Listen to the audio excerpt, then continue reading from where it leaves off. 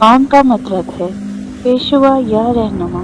इस्तिलाही और अकायद के एतबार से इमामत का मतलब ये है कि पैगम्बर अकरम सल्लल्लाहु अलैहि वसल्लम की वफ़ात के बाद उम्मत मुसलमा की दीनी और दुनियावी क़ियादत व रहबरी के लिए अल्लाह ताला की तरफ से मुकर्रर करदा मनसब, जिसके ज़रिए इमाम उम्मत की हदायत, कुरान की तशरीह और अदल व इंसाफ के क़याम का फ़रीज़ा अंजाम देता है।